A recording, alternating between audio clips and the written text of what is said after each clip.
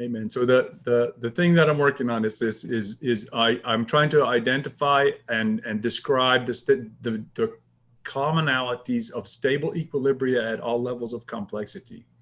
Great. And then generalize that and how it manifests at every level. Perfect. So and referring to basic first principles, so that everything reflects back and forth. Perfect. That's what we're working on, so that we can nod when we talk about what's going on in agreement, that we understand one another. That's all that I'm after. And when we understand one another, then we can decide what to do, and then we can decide amongst ourselves what our preference is and move forward in a cooperative manner. Wonderful. Total agreement. Have you seen the periodic table of behavior I developed? Yes, and I liked it. I'm going to look it up. So it's essentially it's an extension of the tree of knowledge to get more specification on exactly the layers of complexification. Okay. And what it does is it takes the key insight from the tree of knowledge that there are 4 dimensions of complexification: matter, life, mind, culture, coming off of, by the way, what I now call the base or the plate or the implicate order underneath matter as the energy information field, which is energy information field, which is a really nice term because it affords us lots of different things, but I'll punt on that. And then it says out of the the first thing out of the energy information field are particles, okay, which are mathematically represented as vectors and waves, but they can then, then they get solidified and cohere into the explicate matter order of electrons and protons and all that shit. And then you get atoms and then you get molecules, and then across scale. And what you'll notice there is that atoms for matter create the primary unit of analysis, and then their parts, particles, and then the groups of atoms, molecules, and then they go across scale.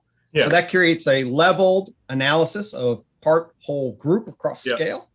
And that's what the periodic table says. Actually, you can apply that to each dimension. So you do it for matter, you do it for life, you do it for mind, you do it for culture. And then what you get is a map of the emergence of complexification across the 3 dimensions of levels of part, whole, group, and then across 4 dimensions of complexification: matter, life, mind, and culture. And you get the 12 floors of science, and then you get a natural science mapping of the behaviors in nature that are, and they're pretty independent and transcendent of what is, especially if you define them the way TOK does. And then now you actually have a ground for objective discussion of transcendent real analysis of the levels of complexity that you were talking about. All right. Now for the studio, or not studio, but the general audience, we will tell the nice people how they're going to find this information on the web. I'll send you a couple of links to it and a diagram. If that would be. We'll put it in the show notes. We'll put it in show notes, and it's just a 4x3 picture of or table of that, and it's, a lot of people find it to be pretty intuitive, and they're like, oh yeah, there's like, and then you look, hey, actually those are 12 floors of science. Start with particle physics. Like, oh yeah, I'm like, oh my god, you mean we can organize that? I want to resonate with that and then the other issue that kind of surprised me in the study of this information, which is this putting the social sciences, psychology, sociology, anthropology, politics, and into the scientific realm, right? And it's like the interesting function of it is, look, at every level of complexity are stable relations making stable equilibria. And it looked at the whole thing sort of crystallized to me. It looks like a crystal that's, you know what I mean? It's like it's got a fixed function, which is kind of a very unusual finding that is related to the implicate order of the universe. Yeah. Which is okay. It must be. Yeah. Well, so a couple of, actually, you said a few things there that I find to be very interesting. I mean, these are challenges and fascinating aspects of my own system. So one of the things that I'll say is the nature of the social sciences. Okay. The social sciences are the tree of knowledge maps the natural into human sciences. Yes. Okay. And it provides a framework for sort of the objective description of everything from physics to biology into basic psychology, okay, which are animals, by the way. So psychology from the unified theory is not human, it's animal. All right, so it's important to know. Then there's the sub-discipline of human psychology, which is different than psychology, basic psychology. Okay. And then human psychology can be specified by the tree of knowledge as the ground of a natural science. However, it then blends into the chaotic social sciences for a whole host of different reasons. Okay. By chaotic, I mean that we will not develop the same kind of knowledge systems about the social sciences as we do about the natural sciences. Wait. Okay. So that's that. Why do you say that? Why will we not do that? Well, but the reason is that when we're dealing with the social sciences, okay, our stance of objectivity, even if we want it, okay, cannot be achieved at the same degree as when we're in the natural sciences. Oh, I find that contention to be arguable. It's like you're making a negative assertion. I'm making an assertion that the objectification of knowledge is much more achievable when we're in what's called the natural sciences, as I define them, versus when we get into the social sciences. There's a qualitative shift, just like I was talking about the difference between biology and medicine, the difference between the natural sciences and social sciences, even if you're trying to be social scientific, is similar, although different than the difference between biology and medicine. And I can explain why. I know. I would love that. We'll have to have that discussion later because I'm going to argue the opposite point of view. And if we have some disagreement, hey, then we can disagree. All right. Then we can get productive, man. It's like awesome. It's like this. To me, it's like this. People make different choices, right, in an aggregate sense. And those choices have consequences. And they can be compared in a matter of decidability so that any other individual may choose their preference and go forward and cooperate with whomever they choose to cooperate within the parameters of each group's cooperative limits, right? Okay, I don't disagree with any of that. That's the goal. That's the goal. And it's like this, but we can create a mechanism for any individual judge, like any observer, may be able to evaluate and then decide.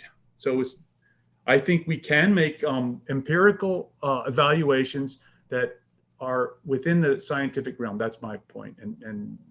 Okay, I certainly agree with that. That's certainly boring. So we're back into but all I'm saying is there's a stance of objectivity that's afforded if you're a scientist of the natural sciences, and by that I mean everything from physics through animal psychology. Okay, you can make claims about the nature of the natural science world that are protected at the level of objectivity. Yes. Okay. And separateness from the claims that you make relative to the object of study. Yes. Okay. In the social sciences, that separateness changes. It's much more difficult for the fish to see the water. Yes. But if you start pointing the water out, if you start pointing out society to people, you create a feedback loop between the scientific knower and the subject so that you actually open up a second feedback line, which threatens your objectivity. And psychology has dealt with this. Here's how I explain it to my students. Okay. So and I'm certainly not the only person. This is a central problem in the philosophy of social science. The best description that accords very directly with the unified theory is given by Tony Giddens, the sociologist. Okay, the sociologist Tony Giddens argues that the non-human natural sciences, everything from primatology back to physics, okay, has what's called the single hermeneutic. Scientists need to get hermeneutics and interpretive systems. Scientists need to get together and debate what things mean amongst themselves to generate the correspondence modeling of the object under consideration. Okay. So I'll get the example I give, and it will activate systems. That's what the goal is of my students. So I'm a behavioral scientist, a psychological comparative psychology researcher. Okay. And I notice, and I'm going to use this intentionally, I notice that the white rats seem to run mazes a lot faster than the brown rats. Okay. And then I run tests on that, and I show that actually they learn the maze faster, they run through faster, and then I produce a paper that demonstrates there's discrepancy between the white rats and the black brown rats. Okay. See where I'm going with this? All right. Of course So I do. I can read the metaphysics of this. you can read the metaphysics real easy. Okay. So that's not really an ethical problem, or at least you can debate. If you're going to say it's an ethical problem, you got a lot of justification. Okay. Right. If I do that with persons, as was done with persons in very analogous ways, the feedback loop that generates between that knowledge and then the claims about what is and ought to be. In fact, if you follow TOK this morning, the concept of what intelligence is and then how it's used by people to legitimize things now feeds right back into the structure to create an iterative feedback loop between the so-called independent knowledge claims that we build. And that's called the double hermeneutic that we have to deal with. Means that's the name of the feedback loop. That's the name, according to Tony Giddens, the sociologist. In other words, the interpretive system now opens yourself back up to the subjects you're trying to describe. And because these are justifying using systems, they will take the systems of justification you build and change themselves accordingly. And that doesn't happen with the rats or particles. So that's the fun. So your actual knowledge system gets contextualized in a system that will metabolize it. And that creates a different kind of limit. It creates limits on the objectivity, because then you have to decide, well, am I going to publish this in a totally different way? And how am I going to frame the problems of humanity? Well, because how I frame them will feed back on how people think about themselves. Freud changed the way we see ourselves. Okay. He changed the way we talk. He changed what we see ourselves. He changed everything about. So if you're going to then say something and you that. What's that mean? Freud changed the way we think about ourselves. I mean, the system of psychoanalysis adds to the justification systems of culture that then people then get raised in those systems. And then that shapes their identity enormously at the level of human culture behavior. Right. It changes the thing that it's trying to describe. Okay. Skinner did not change the operant behavior patterns of animals. He might have changed technologies that we use, but he did not change the actual process. Right. Okay. So that's the difference between an animal psychology that cannot engage in systems of justification versus a human psychology into social sciences, where the systems of justification that scientists build feed back on what people do and thus creates an iterative entanglement called the double hermeneutic. Yep. I got you.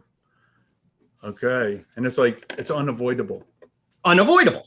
I hope you enjoyed this episode of the Best Medicine Podcast with Bradley H. Werrell, D.O. Don't forget to hit like and subscribe below, either over there or over there.